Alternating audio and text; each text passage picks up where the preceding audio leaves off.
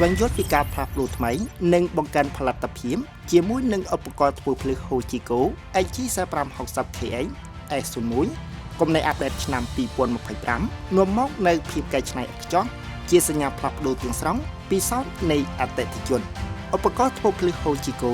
HG4560KX S01 ត្រូវបានរចនាឡើងជាមួយនឹងទំពក់3ចំណុចជាស្តង់ដារសមស្របនិងក្រាក់តោដែលមានកម្លាំងពី45ដល់60សេស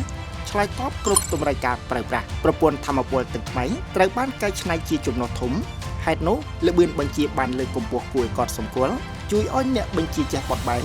មិនតែប៉ុណ្ណោះប្រព័ន្ធនេះនៅទាំងធានាបាននៅភាពធាតុដាច់ខាតអនុញ្ញាតឲ្យអ្នកអនុវត្តនៅគ្រប់ប្រតិបត្តិការដោយរលូននិងត្រឹមត្រូវគ្រប់មីលីម៉ែត្រប្រការនេះមិនត្រឹមតែជួយបង្កើនល្បឿនប្រតិបត្តិការរួមនៃឧបករណ៍ធ្វើភ្លឺប៉ុណ្ណោះទេ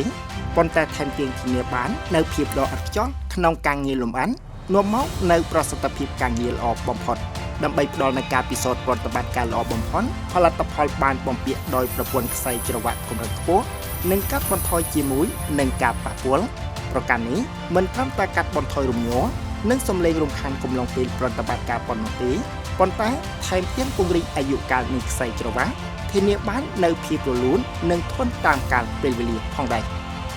ថាសចៃកោនដែលមានគុណភាពខ្ពស់ធ្វើពីដែកទីណុក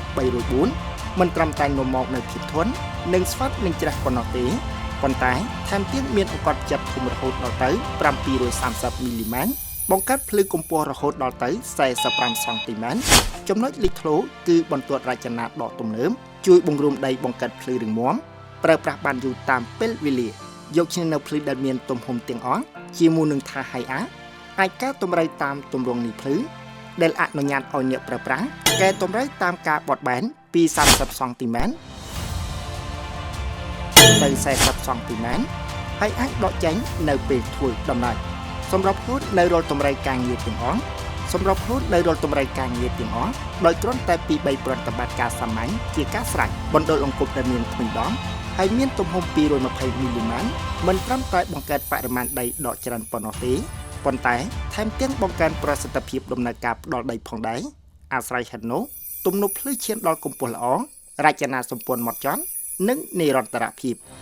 ធន់ត្រូវបានបង្កើតជាប្រការតូចបំផុតស្រទាប់ថ្នាំលាបអេឡិចទិកដែលមានគុណភាពខ្ពស់ការពារលម្អិតនៃផលិតផលបញ្ជាពីការព្រមព្រៀងចំពោះផលិតផលដែលមានអាយុកាលយូរអង្វែងនិងលទ្ធភាពធន់ចំបំទេក្នុងបរិស្ថានការងារដែលមិនអំណោយផលជាមួយនឹងឧបករណ៍ធ្វើភ្លឺ Hojiko HG4560KX S01 គំនិតអាប់ដេតឆ្នាំ2025ការងារកាន់តែងាយស្រួលនិងមានប្រសិទ្ធភាពជាងដែលមិនធ្លាប់មានតាំងពីមុនមក